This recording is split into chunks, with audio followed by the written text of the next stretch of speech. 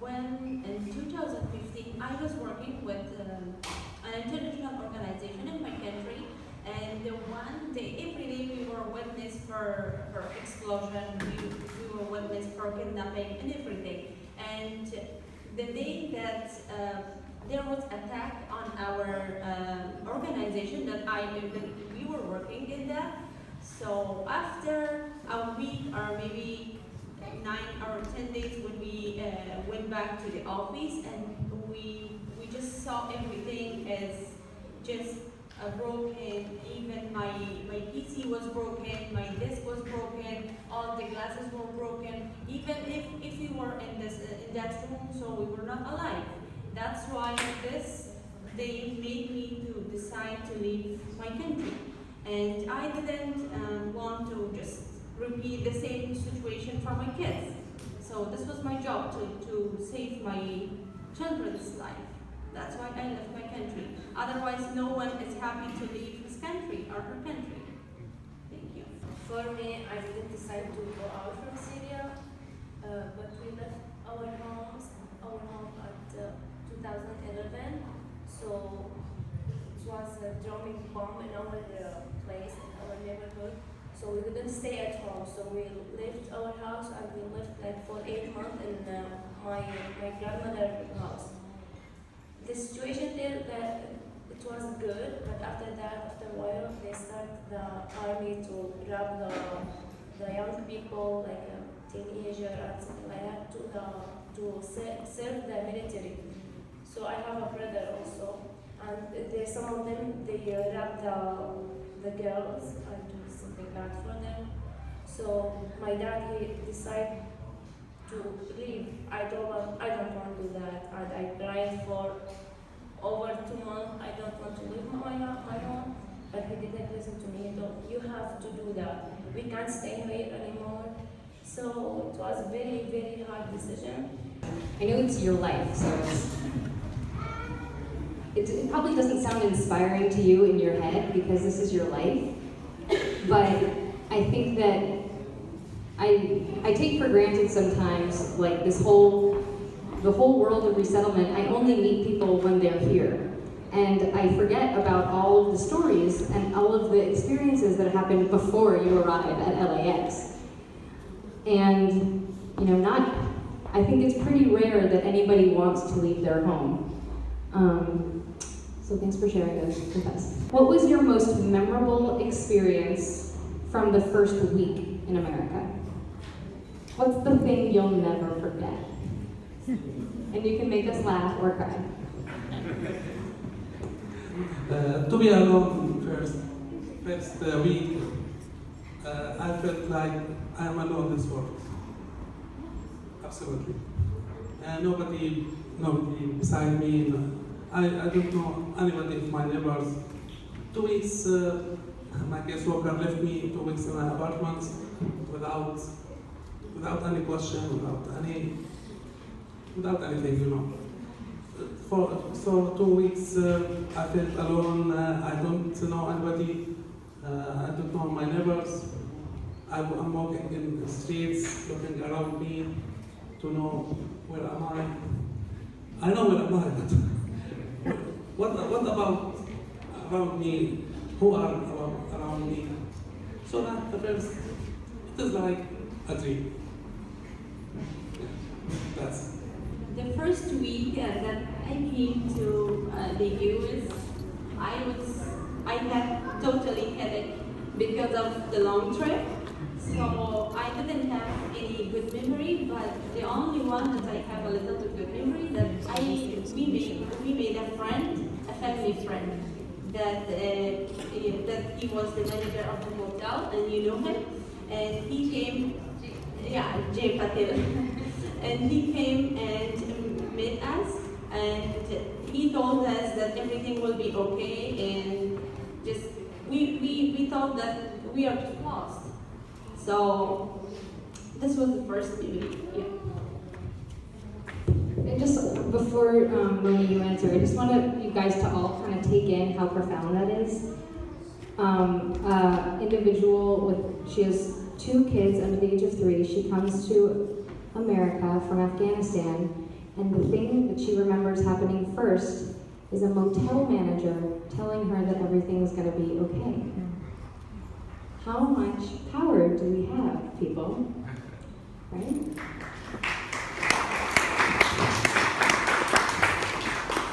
Moni, go ahead.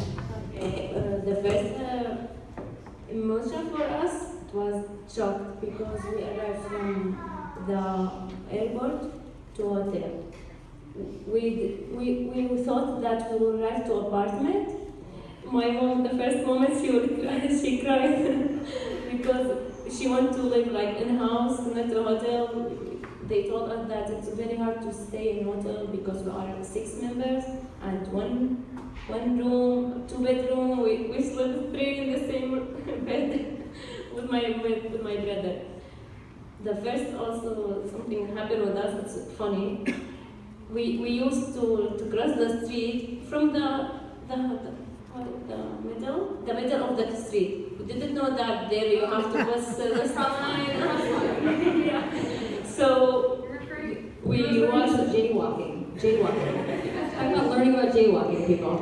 yeah. So in the middle we were crossing the street, and there a car, and she screamed around us, and they said bad words for us. Why you were crossing the road from the middle? We didn't know that. No one told us that.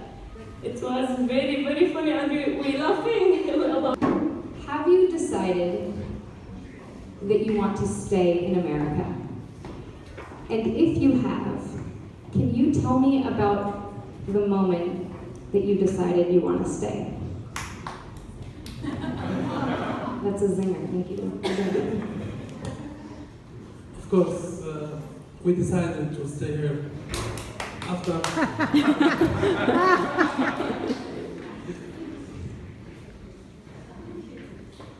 The basic thing I get it in my mind was education for my boys, for my kids. This is the most important thing for me, to get the kids to get education, very good education here. So I decided to stay here, to complete maybe my life, all my life here, to be a member in this community.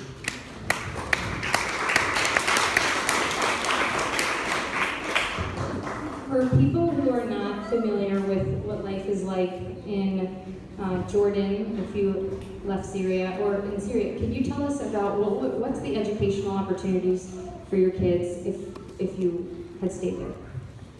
I think in Syria, that will be better in the last. But in Jordan, there is no future, no education. You can't enroll your kids in the schools anytime. No. Maybe 50% of the refugees and Syrian refugees in Jordan, they didn't enroll their kids in schools. I have a good chance to enroll my kids, and this is the best target. Always I put it in my eyes to do it. I mean, I think that's something that every single parent in this room, mom or dad, can relate to, wanting the best opportunities for your kids. Thank you for sharing that. Rabia, Noni, is the verdict still out? Have you decided that you want to stay? And if you have, what made you make that decision? Well, the day that we left Afghanistan, on that day we decided, now we left here, we have to just stay there, so that our kids should educate well, and maybe we can find also some opportunities for continuing our education. So we decided that day to stay here. It was before you even got here, you decided you were staying here. You already knew. Yes. Amazing. Yeah. Moni, did you have the same experience? Yeah, because in Egypt, in Syria first of all, it was, after the war, it was a safe place to live. In Egypt, we have a very bad accident there, so we didn't stay anymore. So we decided from Egypt that we will stay here and we will create our own life here. What would you guys consider the biggest challenge for resettlement? The biggest challenge, I think, to start a new life, a new job, a new place, a new apartment, new friends. That is the big challenge. But for me, I found friends. I found many friends around me. So it became more easy for me. As I experienced working with the families, and I heard from every single families that they came here newly, it's more challenging and like finding apartment, finding new job. If they have apartment, if they have items for the apartment, still they are unemployed, and most of the families are unemployed. So job employment is very challenging here. And when the families have the job, so again, because they have their own field and working or finding the job in their own field is again a little bit challengeable for them. So job opportunities is very challenging for them. For me, because I'm adult, I think find a job, because in our culture the girl, she didn't work all her life. She studied and back home, She spent her life, almost all her life, staying at home with her education, and after that she get married and she stay at home with her children also. So the big challenge for me, it wasn't finding a job, because I have no experience. Nothing. I go to apply for a job. They ask for experience. I don't like this. I don't have it. So that's the hardest things for me. New arrival families tend to need to find, in a very big hurry, people who are willing to take a chance on them. So, like the challenges that you were describing with finding work, the next step, imagine trying to find housing in LA without having credit history, cosigner, or cash. I mean, you can't. You can't. If I have a family that I know that lives in my neighborhood, what would be the best way to help them? Well, in my point of view, if we help the families with the items, it is good. It is really good, and the families appreciate. But the best thing is to just help them to find the job, so that if they have the job, so they can just live their life as well by themselves, and they can get the items by themselves. But still, they appreciate very less that they are being helped with the items. But the most important thing for the families that they come newly here is finding a job. Maybe you can also encourage them to start a new life here, or how to say, like take them to know the street, the market, the stuff, like what they need, where they can buy stuff, the item. Also, that she would things for the first life here. I think this is. We have as a refugees to learn the culture of America. Also, Americans maybe to learn some our culture. That's it is the most interesting thing for us, important thing for us. Yeah. For each of you, how did you meet your spouse? And Moni, for you, it's how did your parents meet? My wife is my relative. I was saw her in my house and her house. So we like each other. Yeah, and us. Together. We love each other, and we agreed to marry. And in my country, most of the marriages happen just arranged marriages. So families just choose a person for the people. So it happened to me as well. Yeah. So can you tell me about when you first met him? What was that like? I don't remember because He's not here tonight, so it's good. 7 or maybe 8 years ago. So I don't remember the first time. What about you, Moni? How did your parents meet? Moni's parents are here. Yeah, I think the same things for Rabia in our culture, but I think my dad, he saw my mom. She's living close by them house, and he asked to marry her. And my mom, the first of all, she said, no, I don't want to marry. Yeah. I know your mom, and that sounds right. Yeah. Yeah, after that, like, my mom doesn't, he asked her to marry also, and her family, they accept, and she said, no, I should another one. Oh, my dad. So they married after that. That's all I know.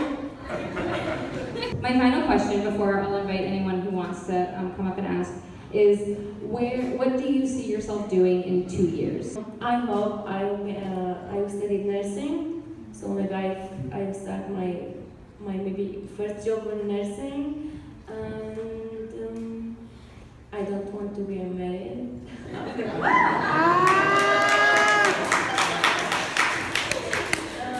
Maybe you want to be a single nurse? Yeah. There is a lot of honor in that, right, people? Yes. Yeah, I want to be like a person who can, what it's called, to build his life by himself. Bravo.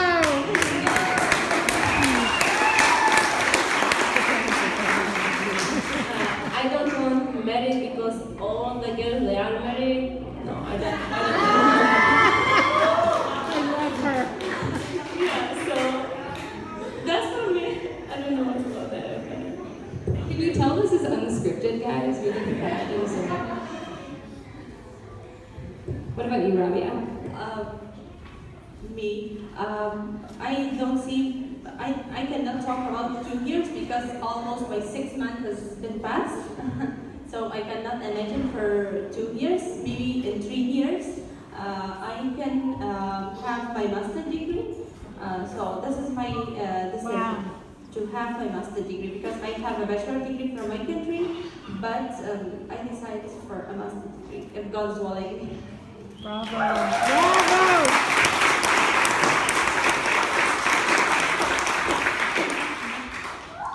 For me, beside my work, maybe into next month, I enrolled in college. So I will work hard, I will study accounting to get certificate, to get better life, inshallah.